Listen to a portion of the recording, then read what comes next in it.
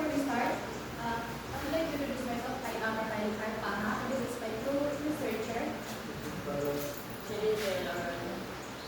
So now our conducting research is all about the correlation between adolescents' level of stress to academic performance among SHS students in BPL NHS. So we have an introduction. According to Zaidan et al., meta-analysis approach the use is supported the benefits of mindfulness on the academic performance. The students collectively reveal the harmful effect of stress on academics and the positive impact of mindfulness intervention in educational settings. This study published in year 2020. According to Bella and Gumaraw 2018, if the student experience high academic pressure beyond their capability, they struggle to become academically successful, will be challenges resulting anxiety and stress, and decrease academic performance. Student by Selby 2018, the stress defined as a physiological and psychological response to a perceived threat or demand. Stress can have positive and negative effect on the academic performance of senior high school students. Stress affects students' academic performance. Furthermore, this study would be a great help in providing possible resolutions about adolescent stress and academic performance. So, statement of the problem. Statement of the problem, we have a demographic profile and student academic performance. Demographic profiles, there are sex, age, and economic status. Student academic performance, stress, anxiety, and low self-esteem. Hypothesis. There is no significant relationship between adolescents' level of stress to academic performance among SHS students in BPL-NHS. Significance of the study. In the significance of the study, ma'am, we have school administrator, teachers, parents, and students.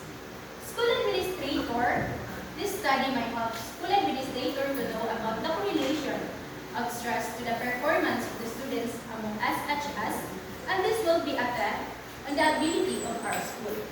It helps administrator to prepare and provide necessary instructional aids in order to uplift performance of the students and their academics. Teachers. Choose one. Can proceed. Scope and limitation.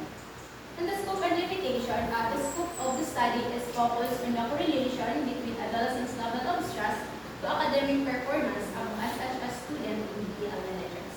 The research aims to determine whether there is a significant relationship between the two variables.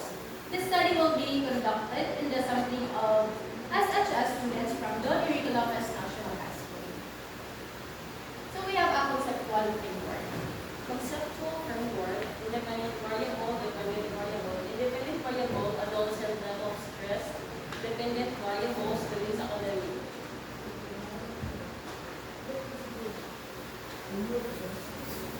Review, related tour, and framework. We have demographic profile, sex, age, economic status, sex, carried out in the author's laboratory over 2 decades, revive problems related to stress in women and men's everyday.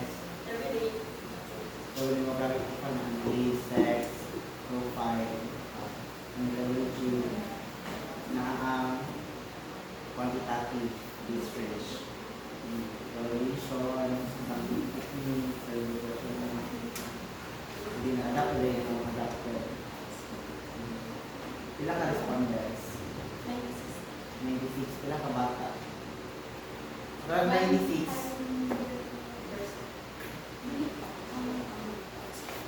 Senior high school, no? So I guess 126 nila ito ang total of hindi ko ka 126. So 96 ka rin. Ipilit ka ninyo or dapat ka nandiyon?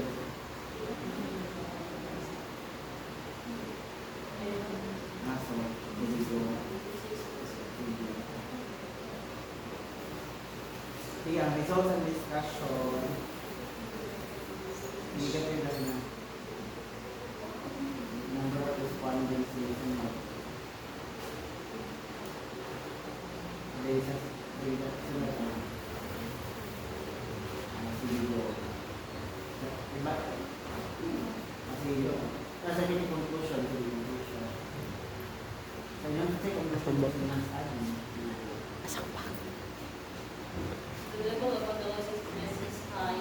The level of academic performance was very satisfactory. There was no significant relationship between adolescent level of stress academic performance among students and LHS. So, recommendation pinaganda isa. Campus should bring student Sige, bro. Awareness about the impact of stress for academic performance will be happening with the level of teacher and also Ano yung niyo ang results? Yung result. Ano yung result?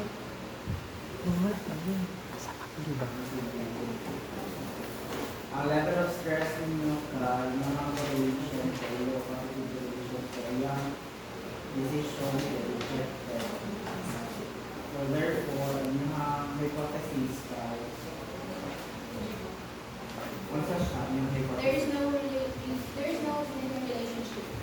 Tapos pagkabot ng pag-release na siya, ito na siya. There's no relation significant. There is no significant relationship.